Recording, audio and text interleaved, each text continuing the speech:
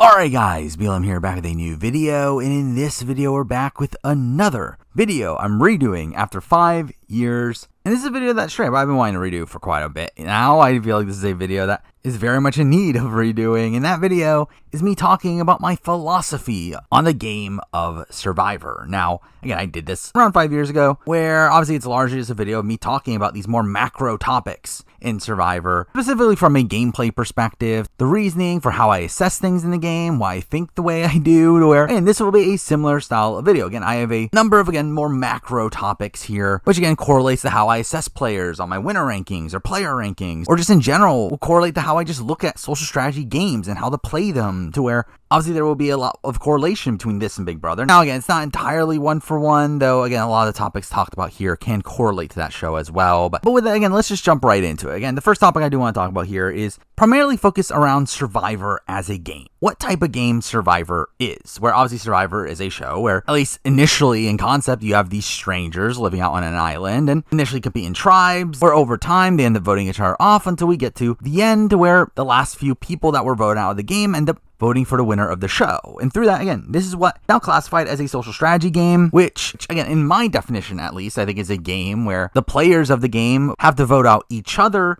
with the goal of the game being to get to the end in a spot where their fellow players have to end up voting for them at the end. To me, that's what a social strategy game is, and straight up, the term social strategy has not really been officially defined, but again, I think Survivor, all in all, is a social strategy game. It is a game where you do navigate through the game, and you end up winning the game through your social strategy, where, I mean, really, to sum it up even better, Survivor is a fundamentally social game. It is a game where you can purely win the game off of social means. There's simply no other requirements in the game of Survivor, other than sticking out on the island, I guess, but also staying on the island to the point where you get to the end and have a jury reward you with the win. Nothing else really matters at the end of the day, as long as you do have that respect from the jury at the end to win the jury vote. Because again, I do look at Survivor as a purely social game. It is a game where obviously there are these other aspects to the show that really complicate it. Again, obviously the introduction of challenges, which are utilized to essentially upend the social dynamics. You also have obviously the inclusion of idols. You have obviously just other random twists and advantages added to the game. However, none of these fundamentally matter.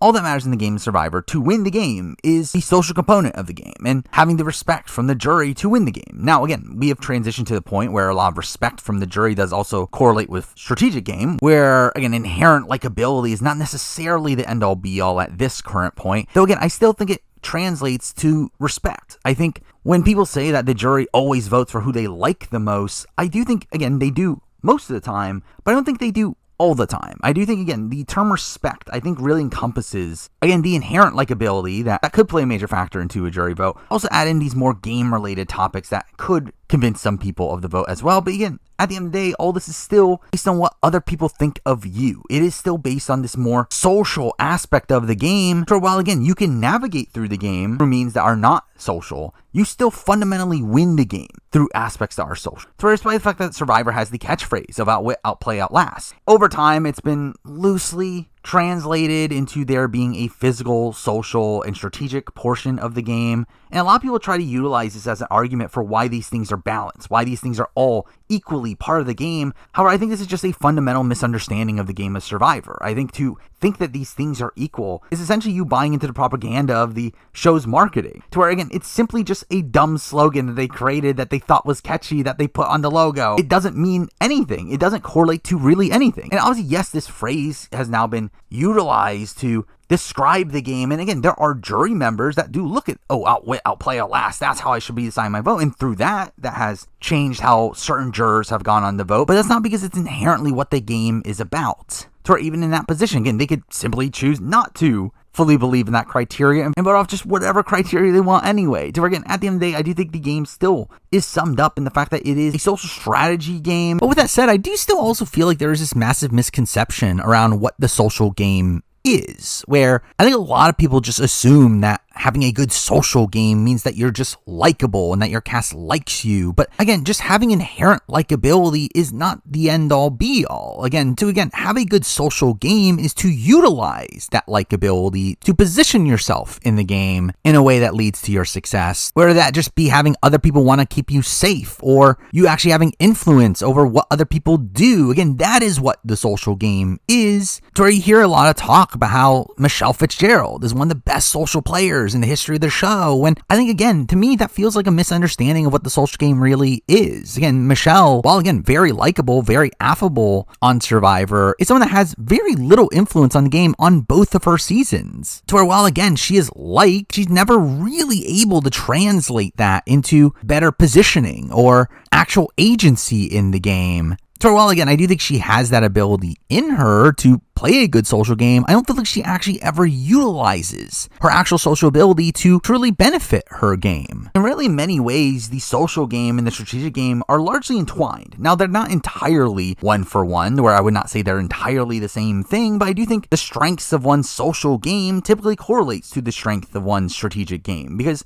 at the end of the day, again, as strategic as someone might be, them knowing the optimal move at every opportunity, they simply cannot enact that without the social game. Whether that be the influence that they have as an individual or the connection that they have to someone that does have that influence. So again, it really just further proves the point that, again, Survivor at the end of the day is a social game, and the fact that even you being able to enact strategies in the game is still based around how connected you are through the social aspects of the game. So again, there is a lot of criteria that can be used to determine how a certain juror is going to vote. Again, they can vote just off their personal connection. They can vote off how good they did at challenges, how good they were at the survival aspects of the game, how many big moves they made. But again, at the end of the day, that is simply not why you win the game. You do not win the game through the fact that you win 5 challenges, or through the fact that you were able to make a fire in the fastest time, or pull off blindside after blindside. What wins you the game is, again, the respect that you gain through those things. So obviously those things can influence how a juror thinks about you, but still not something that ends up winning you the game. Again, it is solely dependent on who the jurors are and what they are thinking and how they think. Another misconception about the game that you hear very often is the fact that Survivor is a game about lying and manipulating, which is simply not the case at all. To where, again, you do not need to lie and manipulate to win the game. There are many players that have played the game with very little of that. To where, while again, this is something that production would obviously love, and it's something that has been very much encouraged, it's not something that is fundamentally part of the game. For you having to lie and manipulate people in the game simply comes from the notion that pretty much someone is going to at some point. To where, again, if you're in a world where you are at the top of the majority alliance and you're on a cast with a relatively low level of gameplay, you do not need to lie and manipulate. You're already in a winning position either way. To where, again, we see this in a lot of really old school seasons of Survivor, particularly a lot of the international versions of Survivor, but even in a season like Australian Outback, which again has a very rudimentary level of gameplay on it, there's not really a necessity to lie and manipulate on seasons like that, where most players on those seasons are playing from a very similar point of view. They all are playing a more honor-bound game, a game where the overall alliance structures are very defined and no one seems to be willing to do anything about it. To where, again, lying and manipulating is not a core aspect of the game of Survivor, but it's obviously something that has become the norm nowadays. Again, simply because, again, that style of gameplay is not going to be very effective once the meta evolves. Once you see, again, the likes of like Tina and Colby really dominate a game on Australian Outback, when you see a future season, you realize you're not in that group, you're not going to just allow that to happen again. But really, obviously, the additions of lying and manipulating in the game has really simply come from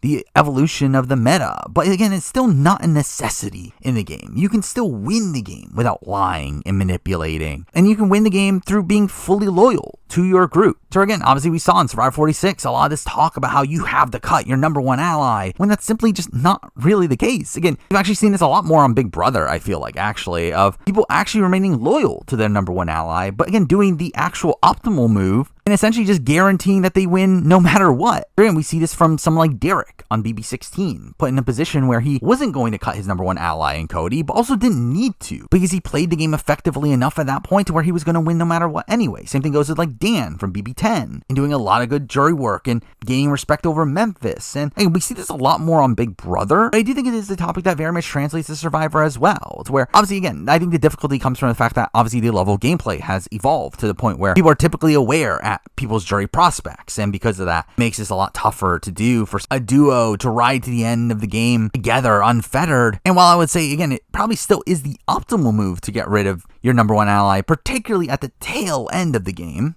Again, not early merge or anything, but again, I think at the very, very end, it's still a position where, again, considering how highly variant the end game of Survivor has become because of the forced fire making twist, because of the final 3, because of idols being able to be played at final 5, again, it really adds this level of gameplay to the point where it really just makes it so the end game of Survivor is just very rocky, to where it's going to be very difficult to get rid of these big threats on the board, where, again, I do think at the end of the day, the most optimal way to play is not necessarily to cut your number one ally. Instead, again, make sure that you win against your number one ally. Do the effective work with the jury to make that the case, while also, again, if you do have the shot at that person, particularly at the final 5 vote or something, potentially take the shot at that point. But even then, again, if you have the jury votes locked up anyway, it might not even be the optimal move to do that either. So again, the entire concept of needing to backstab your number one ally and play a very deceptive game is something you don't need to do. Though obviously it's an aspect of the game that is highly variant. Again, some people can get away with playing a more honest game and not betraying their group, while there's other people that, again, don't necessarily have that positioning in the game. And again, while some of that can be the flaw of the player itself, I think there's also obviously a lot of outside the game influences that can affect people's perceptions of you, to where that can also have a major impact on your jury prospects in the game. Where again, in that spot, you would be incentivized to play a more deceptive game. But again, I think there's a lot of currency you can get from playing a very loyal game, or at least seemingly loyal game, but again, purposely so, to the point where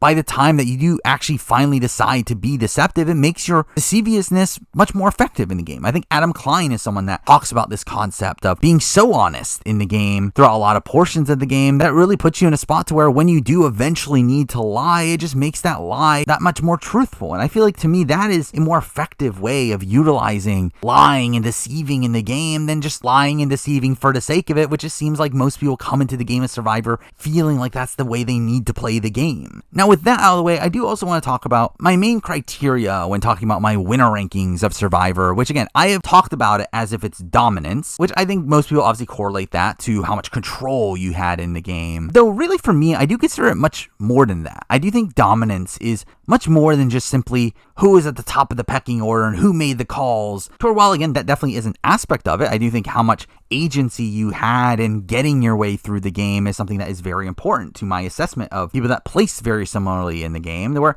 again, at the end of the day, again, when it comes to the winner ranking in particular, these are all people that won the game. So obviously there's going to be very nitpicky differences between players and how I rank them, because at the end of the day, they have all won. So again, when ranking people that have all gotten to that same level of success, I think utilizing what is my criteria of dominance is the most fair way of differentiating them. But again, to me, dominance is more than just controlling the votes. It's also just about outright positioning. And really, I think positioning is really, in my opinion, the most important aspect of all this. So where really a lot of what sets up the structure of my winner ranking is essentially someone's positioning. But again, the people at the very bottom of my winner ranking are all people that were positioned poorly, had many opportunities where they were almost voted out, people that were never really in the majority group, or at least were kicked out of the majority group for major portions of the game. To where, and to me, positioning is obviously very important in that aspect of the game. And again, you go beyond that to people that were a bit safer in the game, but not necessarily, again, still very solidly in the majority group. To where, again, I think Sandra is someone that in particular fits into that mold. Eventually we get to the second command tier, which I think is the point where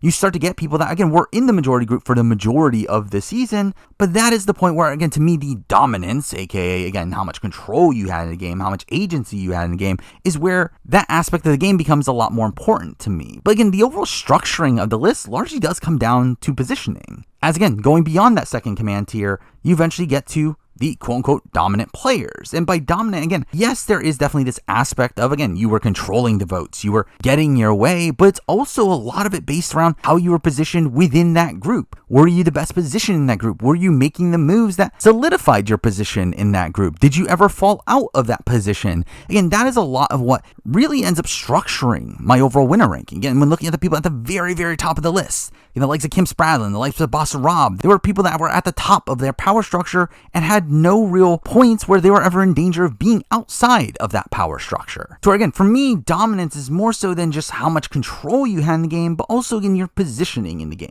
And to be fair, beyond that, obviously with the winner ranking, I do also take into account other attributes, particularly how optimally you were playing, your overall winning prospects in terms of jury respect, where, again, those things definitely factor in as well. But again, I do think for me, positioning alongside how much control you had in the game are really the most important aspects to me when, again, dissecting who is a better winner than who, which, again, at the end of the day, it's my opinion. I mean, like, I'm not saying that because I personally think Sandra is a lower tier winner that no one else can think that Sandra is a good winner, because again, that's ridiculous. I'm simply just stating that based on my personal criteria, based on the things that I respect in the game, that is around where I would personally land her. And obviously, I also know that there's a lot of talk about my winner rankings and the fact that some people think they're sexist. Some people think that they perpetuate some gender biases, and straight up, I 100% get that perception. And again, I do think there definitely is an aspect of that. Particularly, again, I think just in general, the concept of ranking the winners on dominance is something that definitely has some sexist biases within that, where obviously it is a lot more difficult for a woman to get into this dominant position in the game and really run the game. Again, even in the number one person on my list, who is a woman in Kim Spradlin, she is a person that controlled the game over other women. She is someone that dominated a all-women's alliance. Again, there obviously is these societal biases that play a factor into the game of Survivor that make it a lot more difficult for women to dominate the game. And through that, again, I 100% get the argument that the way I assess winners is sexist. But again, I still do feel like it is the most fair way of comparing these winners. Again, it is a largely fact-based way of assessing winners. Now, again, within the sub-tiers themselves, I feel like there's a lot of room for interpretation, but really a lot of the structuring of the list is, again, based around how much you were in the majority, how well positioned you were in the majority, how much win equity you had, and how close you were to really losing the game. And really a lot of that, again, is not really as much for debate. It's just a matter of whether or not you use that as your criteria for assessing winners, which, again, everyone has their own criteria, which is essentially the entire basis around making this video. But again, obviously, no matter how dominant of a game you play, there obviously is a lot of luck involved in Survivor. Really, I think luck is a major portion what determines the game of Survivor, to where there are just so many things outside the player's control that can very much determine how the season plays out. I mean, even going to like Kim Spradlin, again, who I think is the most dominant winner in the history of Survivor, there's still a lot of luck that plays into Kim Spradlin's overall win. Again, the fact that she has a very fortunate swap. She gets swapped into a very strong grouping of players, all players that, again, players that end up doing extremely well in the following challenges, and all players that are, again, willing to work with her, where had she been swapped with the likes of Colton or even someone like Leaf, who she has talked about how she never really was able to bond with, again, her overall strategy is vastly different on that season, and her path is probably slightly more difficult. Also, the fact that, again, she's on a season that has a starting tribe of all women. Also, again, it gives her a lot of options coming to the merge, having her original group, and also having this new swap group to potentially work with, and allows her to play the middle. Where, again, even there's a lot of luck-based circumstances just around the swap alone on that season. Sure, again, when also factoring in other things that could have just changed on the whim based on whatever production wanted to do, whether that be location of idols or what challenge is used at what specific time. Again, there's so much luck involved in the game of Survivor. To at the end of the day, again, there are very few guarantees in the game of Survivor. To almost everything you do in the game of Survivor has the room to fail. To where there's, again, just so much out of your control. To really, again, a major aspect of the game is probability, and you having to assess whether moves are worth making, whether the moves you make or the relationships you make are going to increase your chances of making it to the end. Though, at the end of the day, again, there is no guarantee. You're not going to be able to control every little person. You're not going to be able to control how people fully think or production is necessarily going to do. To where, at the end of the day, again, I think probability is a major portion of the game, and your risk assessment through that, again, is something very integral to the decision making that you make in a game like this. So where, again, there are many times where I think someone makes a suboptimal move, but it works out for them because, again, just because something is, again, not the optimal move to make doesn't mean it's going to fundamentally fail, as, again, really just nothing is absolute in the game. And the same thing the other way around. Someone can make a good move, a move that would work the majority of times it's attempted, yet it might just not work due to something completely out of the player's control. To where, again, I think when assessing a player, I think just looking at whether or not something failed or succeeded for that player is not really a fair criteria, but more so base it around the basis of what they were trying to do and how effective that could be in other situations. As just because something doesn't work or does work in this one specific situation doesn't mean it will or won't work in other situations, specifically with other groups of people. Taking me to what I think is the biggest aspect of luck on Survivor that is very rarely talked about as such, which is the casting of the show.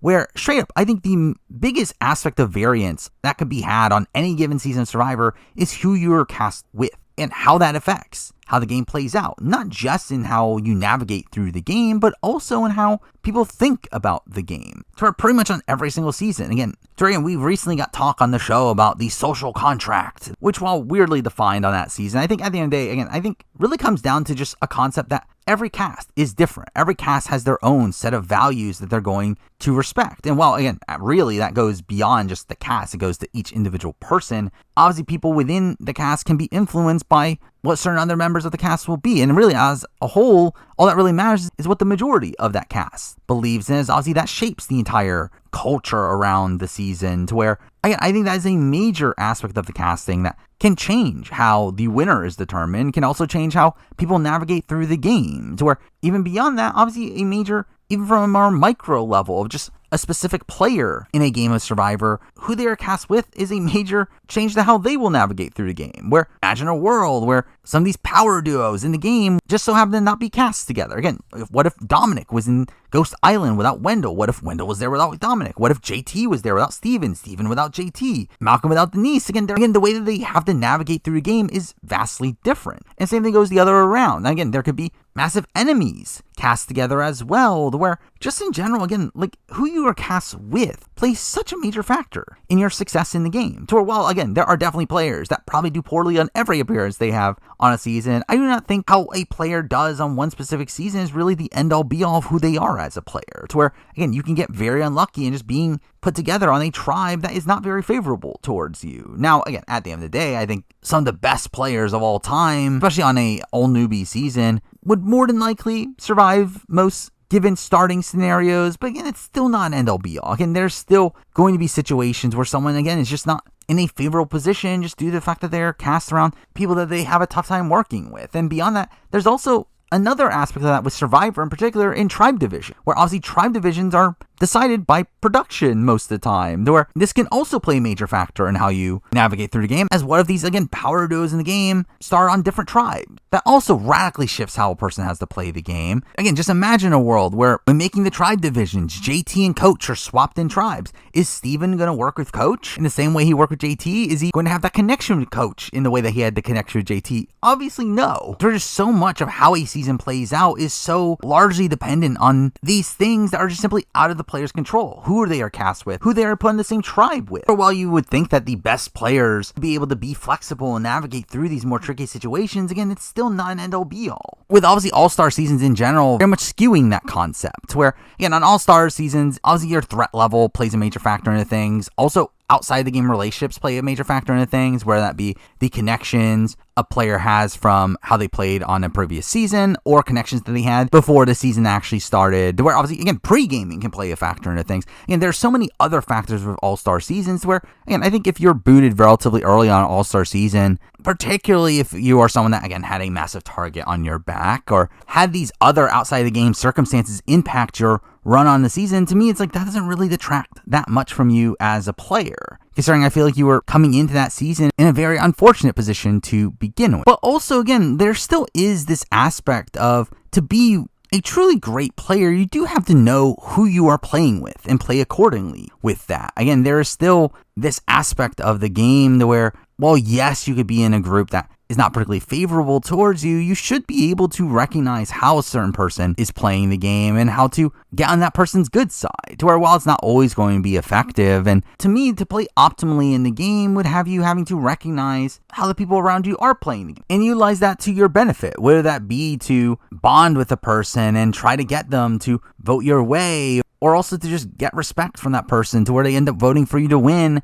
There's still a major aspect of the game that involves you having to get to know the players around you and recognize what they value and how they think about the game. To where while it's not this end-all be-all, to where again you could still do that and still not be able to get them to do whatever you want, I still feel like when looking at people that were cast in positions where they were just in a very unfortunate position to be in, I still feel like there is, again, optimal play for them to do and really recognizing and playing accordingly the type of players that the people around them are and play accordingly to that. Now, that out of the way, I do also want to talk through some of the major knocks when assessing a player's game. Again, this kind of translates back to talk about the game of Survivor being a fundamentally social game, but obviously I've gotten a lot of criticism over how I assess immunity wins. As, again, I am someone that does detract from someone's winning game if they do need to win specific immunity challenges, really both in the pre-merge and the post-merge. So this is something that, again, has received criticism. There are people that do talk about how immunity challenges are part of the game and it's dumb to not recognize that, which is like, again,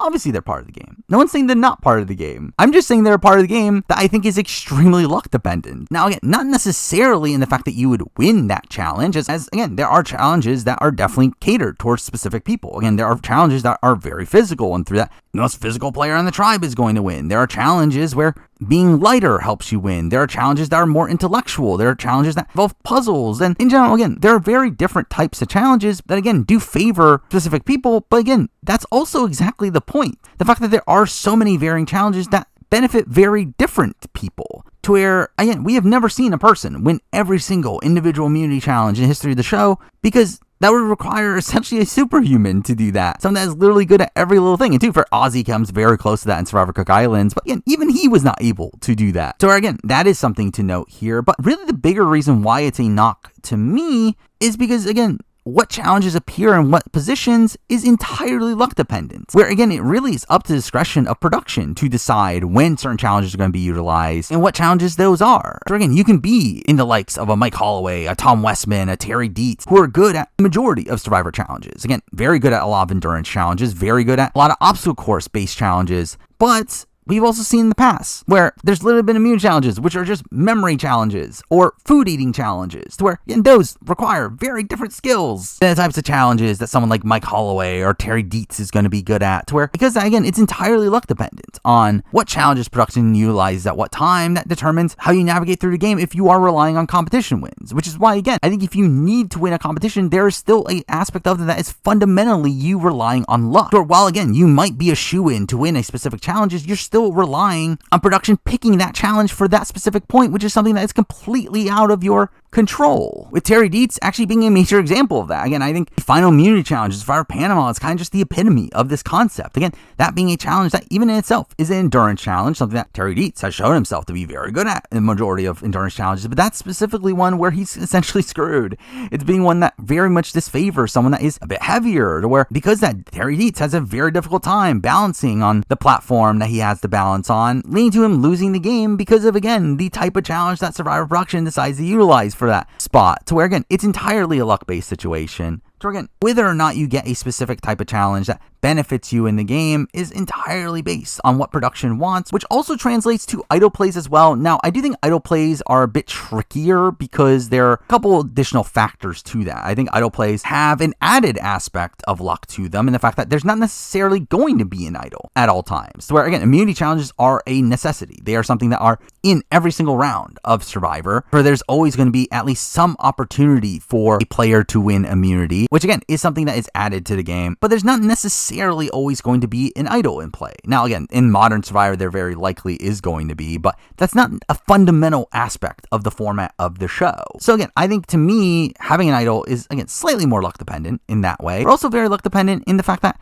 again, idols can be hidden anywhere. So while again, we see players like Tony and like Ben find numerous idols over the course of one season, which I mean, to be fair to them, obviously indicates a lot of really hard work and them constantly looking for idols. But again, you can't look through the entire island. There's not enough time in the day, especially on modern Survivor, to do that, to where there is still an aspect of luck in the idol being in a place where you're able to find it. And even beyond that, again, there's also people that obviously like technically look in the place where the idol is, but just simply don't actually find the idol itself. They pass over it. And again, there are so many other luck-based circumstances on you actually finding the idol to begin with. Now, I think the utilization of an idol is more impressive, at least, than needing an immunity win, where while I think there's a negative in the fact that obviously through that we know know for sure that you got the majority of the votes, and that's definitely a negative there. It also, again, does require some good social strategy play to play an idol effectively. It requires you to have a good read on the remaining players, that you would be able to know that you got the majority of the votes on you, or it would require you having good enough social connections where you have a close enough relationship with someone that is willing to tell you where to vote is going, which is also, again, some social strategy play. Now, again, not necessarily the optimal social strategy play, as again, if you were playing optimally, you wouldn't have had those votes against you to begin with, but still, it is indication of some good social strategy play. Again, I think Kelly Wentworth in Cambodia is a perfect example of that. Kelly Wentworth is someone that, again, had 9 votes against her. That is bad. She would have been voted out there. She didn't have an idol that no one knew she had. However, she obviously is able to use the idol very effectively because of the social connections she had in the game. Where because of her connections to the likes of Joe and Keith, she is made aware of the fact that she is going to get the majority of the votes, which allows her to play her idol effectively. And to be fair, I think there are other situations where just because you have the majority of votes on you, that doesn't necessarily mean that you would have been for sure voted out otherwise, as I do think, again, knowing that you have an idol and knowing that the votes are coming against you is actually something that you might potentially want in the game. Again, it is, as again, in that spot, you'd be able to use your idol effectively, which would be this big move for your resume, where,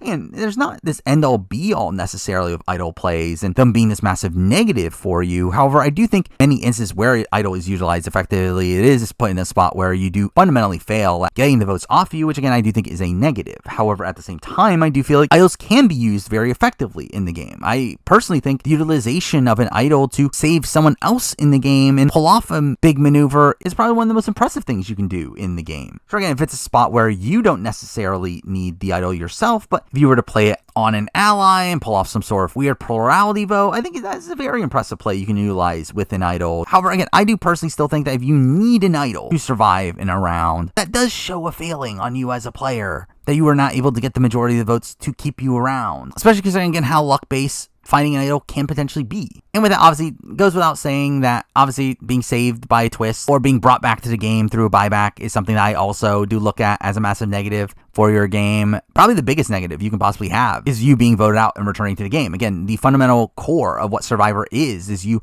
avoid being voted out so that you can navigate to the end of the game. And if you are voted out and saved by a twist that is not even done on most given seasons, again, has only been done on 6 seasons of the show up to this point, that does show a massive failing on you as a player. Where obviously Chris Underwood is a very unique circumstance, even beyond that, of like him being out of the game for 2/3 of the game. Again, that's a ridiculous situation. But even if someone is voted out and comes back immediately, to me, that is still a failing on you as a player. Mind you, I think that situation is not that much different from you needing a challenge win or you needing an idol play. As well, again, I think twists that bring players back in the game, especially when it's not even known by the players themselves as being a thing that exists, I think is worse than needing a challenge win or idol play. It still fundamentally means that you essentially just need safety for that one round, which again is kind of the same flaw as those other situations. Though what makes it worse is when, again, you are able to skip multiple rounds of the game, and again with Chris Underwood, he skipped 2/3 of the game, to where that makes that even worse. To where, again, I think that is for me where it becomes this massive taint against your game. Though again, getting voted out and coming back immediately, while definitely a negative, is not necessarily this end-all be-all, even though it is very damning. But speaking of twists, I do also want to talk about forced fire making,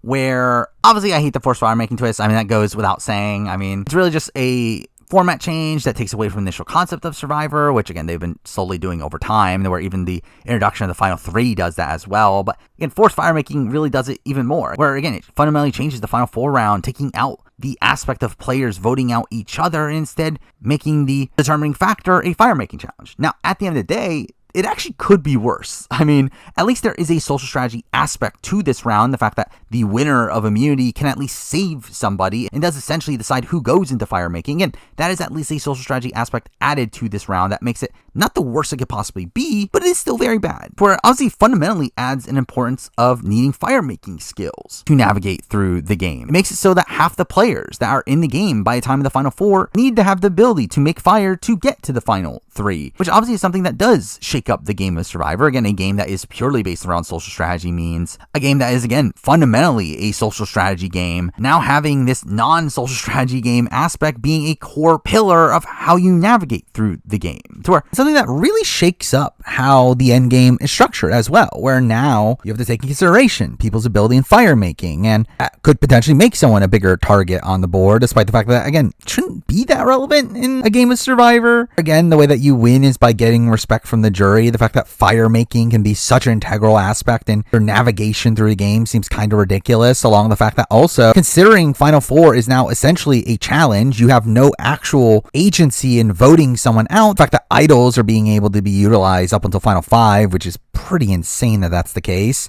It really makes it so you're much more incentivized to be taking these shots at bigger players earlier, which kind of feels counterproductive to what production wants, where again, the concept of the forced fire making is obviously to allow for these bigger players to have another opportunity at Final Four to make it to the end. This obviously makes it less likely that they get there, though to be fair, also obviously through the use of, again, idols, immunity challenges, and now forced fire making, again, someone could definitely squeeze their way to the end through that. But again, this does radically shake up how the game of Survivor is played in a way that, again, I really don't like. It really, again, just strips away agency from the players and really just favors people who manage their threat level poorly. And I do think this leads to a bit of intrigue from my point of view of how do you assess needing to win fire making to go on to win the game? Now, again, I think if you're somebody that was in the majority but was just thrown into fire as somebody to beat the other person that everyone wanted out, that's not an issue to me. This really comes down to the person that, again, everybody wanted out, but you needed to win fire. Obviously, Ben Driebergen, major example of that. Someone like Rick Devins, the spot that he was in. Obviously, Jesse, though there's complexities to that. Again, these people that would have been voted out handily at Final Four, but were given this other chance to save themselves. And again, I think it's an interesting debate here, especially now that it is a full-fledged part of the format, one that everyone knows is going to happen, and they specifically know what the challenge is. To where, again, I think at worst, I think it'll be the exact same for me at this point as needing a clutch immunity win, considering how ingrained into the format it is nowadays. But again, I think there are pros and cons to it in that light. Obviously, there's the negative in the sense that, again, this is a second challenge within a single round, meaning that you already failed at your attempt to just win actual immunity, to where now you need a second chance challenge, essentially, to move on. Again, that is bad, but also, I think there is positive in the sense that everyone obviously knows what the challenge is going to be, and it's something that is very practicable. Again, it's not like fire making is something that is very catered towards a certain skill set, as again, I could see the argument back in the day when people weren't really practicing fire, and obviously people that make fire typically at camps, again, does definitely have some biases there. But in terms of modern Survivor, everyone is practicing fire, or at least most people coming into the season, to where, again, there's not really as much of a bias anymore, to where I think there's an argument that needing to win fire is better than needing to win an individual immunity challenge. Though really at the end of the day, again, it's still an equal knock to me. It's still definitely something I'm going to ding against you in a winner ranking. As again, optimal play is you managing your threat level enough to where you're not targeted at 4 to where you would go into fire making. And we saw Tommy Sheehan do that very well in IOI. Or if you're unpromptedly being put into fire making, that is essentially a failure on your end of not getting the person who won immunity to take you to the end. Now, again, there are obviously situations where you want to be in fire, where you want to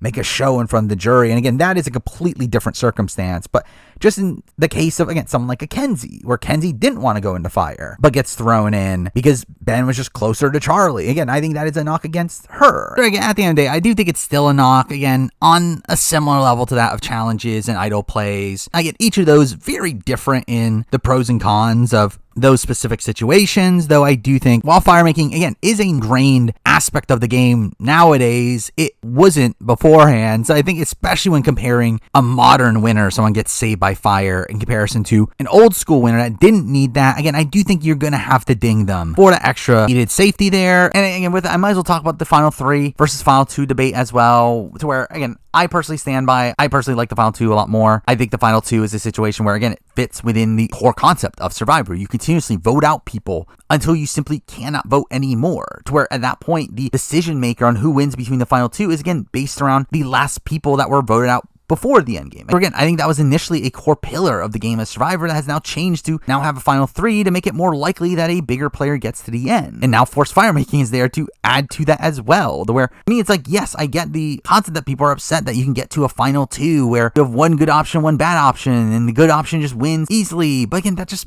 happens a lot with Final 3 situations also. To where I personally don't think Final 3 was the solution to that. To fair, forced fire ranking may have been the solution to that, as I think that does a much more effective job in getting people to the end that don't necessarily want to get to the end together, that are these bigger threats to each other. But again, it's still something that is very opposed to what the concept of the show is, which is voting each other out. But I do get it from a production standpoint, where again, they do seemingly care about who wins the season. And again, by opening up an extra slot at Final Tribal, it does again add at least the opportunity for a bigger player to make it to the end. So I get that benefit, but to me, again, that doesn't really hold much weight. I personally don't really care about who wins at the end. I just want an interesting ride there. And I do think a less talked about ramification of the final three is how it affects the game beforehand, where again, like forced fire making, it does have significant changes to how you play the game beforehand, where because of a final three, you can now have a final three maneuver through the game together because all three of you are going to make it to the end, essentially allowing for more alliance-based maneuvering over playing more self-interestedly and maneuvering individually in the game, which is what happens with the final two. As again, if you're part of a trio and you know you're at the bottom, you can't go to the final three with those other two, as you know you're going to be voted out, to where in this spot with a final three, it takes away that suspense. Now you can just blindly go to the end with that group, which again just incentivizes more stagnant gameplay. And to be fair, again, modern Survivors obviously in this spot where everyone's hyper focused on the game. And again, we're going to be getting these attempted big moves anyway. But I do think that the addition of the final three does strip away complexity to the game in a way that it seems like production doesn't really understand. Though also from a game analysis standpoint, I feel like you can't really criticize players in the modern day over them being in spots where they would have been voted out at 3 had there been a vote at 3, where again, it's just such a commonly known thing at this point that we're always going to be getting final 3s, to where no one is actively trying to position themselves for a final 2 anymore, as it's not necessary in modern Survivor. To where,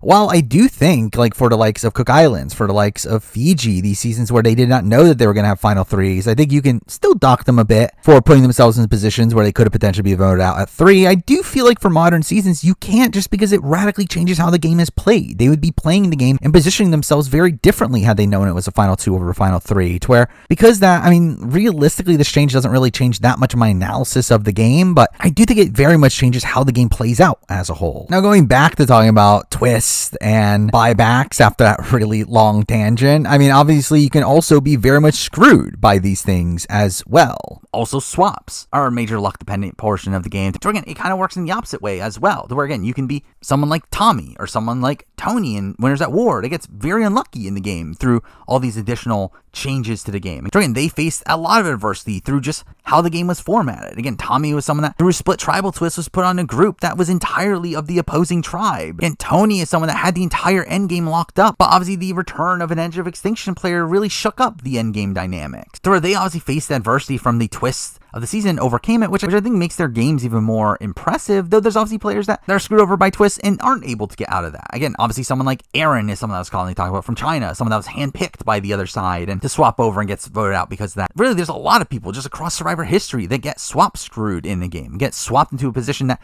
takes them from a very good position on their original tribe and then puts them in a position where they're on the outs and they're in a very difficult spot to get out of that. And to me, again, at the end of the day, that's not the end-all be-all of you as a player. Now, again, obviously, yes, there are people that can get out of these situations, but just because you can't get out of that situation doesn't mean that you're a fundamentally bad player. I think it means that, again, you got unlucky in the game. So again, that just goes back to the notion of how important luck is in the game of Survivor, to where, again, it's essentially just a reshuffling of these what tribe you're on, which again has the same luck-based circumstances of who you're playing with, but also now adding in, again, relationships that are made on previous tribes, also the overall dynamics of the season as a whole by that point, where obviously people can vote people out because of how many people from that starting tribe there is. And again, there are other factors playing a factor by the time of the swap, to where while these things can definitely boon someone's game, they could also very much screw over someone's game as well. So even some of the best players of all time would not be able to get out of certain situations had they been put in them. So again, we've seen some of the best players of all time get swap screwed from the likes of Parvati and Winners at War, Sandra, and Game Changers, to where obviously their previous reputations definitely played a factor into that. But again, there are some unwinnable situations. There are definitely situations where you are so screwed by the situation that you're swapped in, where just because you're swapped into a certain position, not able to get out of it, does not mean that you're a fundamentally bad player. Though obviously, in not just Survivor, really throughout most other aspects of society, there's a lot of rooting for like the underdog of the game. Someone that plays from the bottom and is able to overcome that. And again, there obviously is definitely merit to that. However, from my personal view of the game, most of the time someone is an underdog, it's most of the time because they played poorly. For a while, again, there are definitely situations where someone gets very unlucky in the game, someone has outside notions that take away from their game. Most times, though, if someone is on the bottom and barely squeaking on by, it's because they played poorly. It's because they didn't make the relationships that they needed. It's because they didn't have the social capital to make the maneuvers that they needed to make to navigate through the game. To where if you are someone that is on the bottom and just barely squeaking by round, simply not being taken out because they're bigger threats in the game, that does not mean that you've played an overly impressive game in my mind, despite the fact that you made it to the end. Again, you have someone like Jake in 45 who just continuously tries things but continuously fails. And through that, yes, he was an underdog, and yes, he's someone that's very rootable in the game, but it's not someone that I personally would respect to win the game. So again, for me personally, I would almost always vote for someone that was in the majority for more of the season than someone that was on the bottom and somehow got their way to the end. Where obviously I did bring up a kind of comical situation of this back in my original video that I don't even really stand by anymore, but I did mention the notion of if there was a final two between Kelly Wentworth in Cambodia or Philip Shepard in Redemption Island, I would vote for Philip Shepard. And to be fair, I think that's a little bit hazy at this point. I don't know if that's necessarily true, but I think the point I was getting at is, again, I think someone that was at least aware of what was going on in the game, was still in the know what was going on, voted correctly every time. To me, that is still more impressive than someone that was on the bottom, not really knowing what was going on, failing at most of the things they were trying to do. To where, again, I think Kelly Wentworth is a bad example to bring up there, and the fact that again Kelly Wentworth at least had a lot more agency throughout the back portions of the game and was able to get some things done here and there. But again, I think a better comparison is someone like Jake from 45 and someone like Philip, or even potentially an Owen from 43. So again, I just personally do respect the game of someone that was at least knowing what was happening throughout the majority of the game, even though they didn't have that much of an impact in making those things go through, or someone that just simply didn't know what was going on in the game and was kind of left out of the core power structure, to where I can understand why people would root for the opposite. Yet I do feel like from my assessment of the game, I would look at someone like Philip Shepard higher than I would look at someone like Jake O'Kane, which might not be a popular opinion. But with that, I do also want to talk about another major topic within Survivor, something that, again, does kind of correlate to the topic of underdogs as well, and that being the concept of threat management, where I do think one of the most fundamental aspects of Survivor, especially in the modern day, is threat management. Again, the concept of managing your overall threat level or your perceived threat level from the other players and utilizing that to navigate through the game. Again, making sure that no one is looking at you as an overt threat to where they want you out of the game. And even if they do, making sure your social connections to them is enough to quell their appetite for potentially wanting to blindside you from the game. Obviously, over time, we've seen people really manage their threat level pretty expertly, where obviously Jeremy gets a lot of credit for the creation of the meat shield strategy. Again, keeping around these bigger guys around him so that they are taken out instead of him, to where he can make it deeper into the game a lot more easily. And again, someone like Tony utilized a very similar strategy in Cagayan and keeping around Tasha and Spencer deeper into the game so that his own alliance would be more preoccupied with wanting Spencer and Tasha out than they would with wanting him out. Even going back to something like Palau, I mean, Tom Westman was looked at as a similar figure to this. So supposedly that was the general outlook on Tom, was that he was looked at as someone that was out in front and that they were going to let be out in front and then snipe him at the end. The problem is that they obviously didn't have the opportunity to snipe him at the end. But again, I do think some of the most effective players in Survivor are people that are able to manage their threat level very effectively, not come out as the most overt threat in the game, but still actually do have that threat level to them. So again, I think someone like Erica is a good example of that. Someone that had a lot of win equity at the end, someone that wins in a good amount of scenarios, but was also not really looked at as a threat on the island. She was someone that had someone like Ricard really being looked at as a threat above her, despite the fact that, again, she could win the game in most scenarios. So again, threat management is such an integral aspect of Survivor, though, again, at the end of the day, like many other aspects of Survivor, it's not the end-all be-all. Again, there are situations that simply cannot be controlled. There are points where, again, you cannot manage your threat level, no matter how good you want to. Again, someone like Jeremy in San Juan del Sur was inherently looked at as a massive threat on the board, simply because he was a family man that was also a firefighter and was looked at as someone that had a good story, to where, again, because of that, he was a massive threat on that season without really even having to do anything on that season. Obviously, someone like Joe, someone like Ozzy, someone like even Malcolm are inherently going to be looked at as threats coming into their seasons, simply just due to the archetype that they encompass. So again, at the end of the day, there's only so much you can do, and really the same thing goes for the opposite as well. There are people that inherently are going to be looked at as liabilities early on in the game, simply just due to the way that people perceive them. And that's why sadly you do see a storied history of younger women being taken out early on in the game, which plays into this societal perception that the bigger guys lead to physical strength, and that physical strength is what you need for challenges, where again there are obviously these inherent biases that also play in the other direction as well. For obviously again also, especially earlier on Survivor, there was a lot of biases against POC, where again, before diversity mandate, obviously the majority of casts were predominantly white, and through that, while again not implying that people were actively getting all the white people together to vote out the POC, there obviously is just this inherent bias there, and that you're going to want to work with people that you're similar to, and through that, it makes it a lot more likely that people that are white are going to be working together, and through that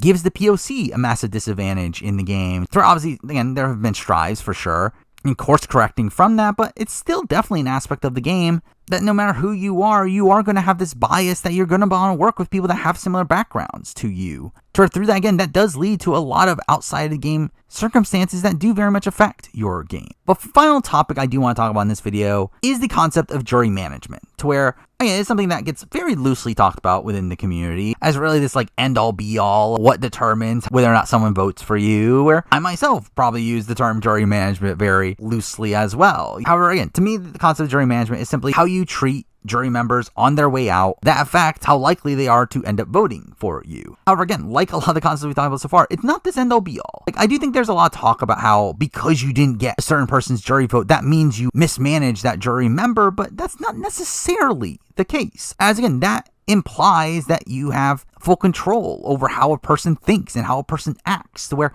at the end of the day, there's only so much you can do when managing a jury. To where you can do everything right on paper on the island of trying to manage a person's jury vote, only for it to all change the moment they get to Ponderosa. Again, they can change their mind in the time that they are separated from you. They can change their mind from simply having a conversation with someone at Ponderosa, or by the other people at Ponderosa, potentially having a different point of view that convinces them another way, to where, again, jury management is another aspect of the game that is so highly varied, to where, again, there's only so much you can do. And while, again, I think more times than not, if a person is bitter towards you in the game, it largely is typically the fault of the player themselves, but again, it is not necessarily the case. And with that, let's talk about the concept of bitter juries, which is also, again, another concept I think is kind of talked about very loosely, to where, from my point of view, what I consider a bitter jury is a jury that does not vote for a player, but votes against a player. Which, to be fair, is very difficult for an entire jury to be looking at the game from this state of mind, where, again, I think that's what leads to a lot of misconceptions about bitter juries, to where, again, I think it very rarely happens across Survivor history where an entire jury was bitter at a specific player, where typically it's only like individual jury members, and to be fair, those jury members might be the most influential jury members and jury members that are the ultimate swing votes in the final decision. But again, it's still very rare for you to have a jury that is entirely bitter against you, which, to be fair, if that's the case, then you more than likely did do something very wrong, unless there were obviously outside the game circumstances that influenced that. With, again, going back to Big Brother, I think Dan and BB14 is a situation where, again, it was largely based around outside the game circumstances that led to the jury not wanting to reward him with the win. Well, I think it's the complete opposite for someone like Russell in Heroes vs. Villains, where I think that's entirely on him that the jury is pissed at him. Oh, well, I think something like Samoa is actually kind of something in the middle, where, again, Samoa is a situation where I think Russell definitely does do very poor work with specific jury members. There's also many jury members that leave the game talking about wanting to vote for Russell, only to change their mind once they get to Ponderosa. I think Dave Ball is a major example of that, which, again, goes back to the concept that, again, there's only so much you can really control. Yet, to be fair, again, that is also a situation where Russell mismanages the other jury members, which probably influenced Dave, which definitely does play a factor there. But again, I do know there's also this notion that there's no such thing as a bitter jury because the jury is always right, which is something I agree and disagree with at the same time. Again, I disagree with the notion that there is no such thing as a bitter jury. I think a jury can be bitter. A jury can, again, be voting against a person rather than for a person, to which, to me, is the fundamental definition of what is a bitter jury. However, I do also agree with the notion that the jury is always right. The fundamental goal of Survivor is to have the jury reward you with the win. To where if they do not do that, then you fundamentally failed at what the goal of the game is. To where, again, while it's not the end-all be-all if you're a good player or not, as I do feel like, again, navigation through the game is definitely very important. It's a major aspect of of the game, as again, they cannot reward you with the win unless you are there at the end, where again, getting to the end is a major aspect of the game of Survivor. But again, the fundamental way that you win the game is by having the other juries vote for you, whether that be actually vote for you or vote against your opponents, which again, just by the basis of what Survivor is, a jury cannot be fundamentally wrong. Now, I think they can be basing their jury vote on incorrect information, but it's still the prerogative of the player themselves to make the jury member believe in that information. To where, again, as much as I'm personally frustrated by someone like Christy Bennett, who lies in their final jury speech, and the jury ends up believing it and ends up voting for her because of that, it's still an aspect of the game. And again, seeing someone like Chris Doherty, again, completely bullshit his way throughout the entire final tribal in Vanuatu, that is still an aspect of the game. Again, it is a core aspect of the game to get the jury to believe what you're saying and want to reward you the win because of what you are saying. So while I personally would not actually factor in final tribal much at all into my overall assessment of the game, again, to me, I think the navigation through the game and how you made people feel along the way is more so important than some BS argument you're trying to tell me at the last second. I do understand why that is a major factor for a lot of people, and why that is the determining factor for a lot of people's games. Again, to them, it's being given this insight on how the game actually played out, even though it might not even be entirely true. But because that, again, it can lead to jurors voting off of incorrect information. Again, a juror can have this overall philosophy of wanting to reward the person who they think played the best game, but could have the incorrect information, not be able to assess who properly played the best game. So again, it would be who they personally think played the best game at that specific point, but it could be something that very much changes once they see the show, very much change once they hear more information, when they get to talk to the finalists in a more private setting. So again, while I don't think a jury can be fundamentally wrong, I do think they can be voting incorrectly based on their own criteria, which again can come from misinformation, or again, a person not accurately portraying their game to the jury, which is still, again, at that point, a flaw of the player themselves. Though I will say, again, the concept of winning due to a bitter jury is something that I do take some umbrage with when assessing winners, as, I mean, I've said this before in my winner ranking, as I do think if you're banking your win over those negative feelings about the people around you, over the positive feelings that they have for you, I don't think that's a particularly good approach to the game. I think that's one, again, that's entirely reliant on how the people around you play more so than how you specifically play. So I think Sophie in South Pacific is a major example of this. Again, being someone that gets to the end of coach. Sure, again, while she had obviously coach in a previous season to base her information on, again, the fact that she was very much relying on coach essentially messing up to the point where the jury would reward her with the win is something that, again, I do definitely look at as a negative for Sophie's game there. In a spot where, again, the jury has admitted to the fact that had coach owned up to his game and admitted to the fact that he was utilizing religion as a strategy that they would have ended up voting for him, he obviously ends up not doing that. Which, again, Sophie watched him on previous season, could know that he's the type of player that wouldn't do that, but also, again, he showed himself to be a very different player on this season. So, again, I don't think she could have been 100% sure of that being the case. So, again, I think that is still a situation where I think if you are banking on votes against your opponent over votes for you, again, that's not a great position to be in. So, again, I think Natalie banking on going against Russell and hoping that Russell would have burned the jury enough to vote for her. Again, I think that's a similar situation. Amber is also a massive example of that, and the fact that, again, the people that voted for Amber did not even want to vote for Amber. And they're really people that are not particularly likely to vote for Amber in most other situations, particularly Big Tom and Lex, to where they simply only vote for Amber because she's not Boston Rob. To where, while in many other situations, like, again, Natalie White is someone that, while yes, they were voting anti-Russell, I do think a lot of the Galoo women were still voting pro-Natalie and had respect for how Natalie navigated through the game. I think even debatably Boston Rob, again, Boston Rob being against Natalie and Philip, who are two of the least respected members of the entire cast. Now, I personally think this situation's a bit different. I do think a good chunk of the jury did vote pro-Rob by that specific point, but I can definitely understand the argument that people would have with, again, yes, that was a vote that the jury members did not particularly like Philip or Natalie either, and that definitely played a factor into their jury votes. So where, again, to me, I do find someone that wins the game over the jury actually having respect for the person they end up voting for and actively rooting for that person to win to be most of the time a more impressive win than if someone gets the jury vote simply because they don't like their opponent. I think, again, if you win the game due to people being against your opponent more than pro you, I do think that is, again, negative for me, as again, it's you being very reliant on what your opponent does. Or while, again, it's still a fundamental aspect of the game, I do think is one that's a lot less dependent on what the winning player ends up doing themselves over and just banking at the others just making a mistake that's kind of out of their control. But with that, again, that's pretty much every major topic I wanted to run through here. Again, essentially talking through my philosophy on the game of Survivor, again, talking about all these macro ideas about the game of Survivor, to where, again, I hope this informs you more so on like where I'm coming from how I look at the game of Survivor, how I rank people in my bigger rankings, and just in general, how I think about the game of Survivor. Now, again, moving forward, obviously I'll continue to do Survivor, Big Brother videos, like I've always done. And who knows, maybe I'll redo this video again in another 5 years. We'll see. But anyway, that ends up being it for the video. Thank you for watching.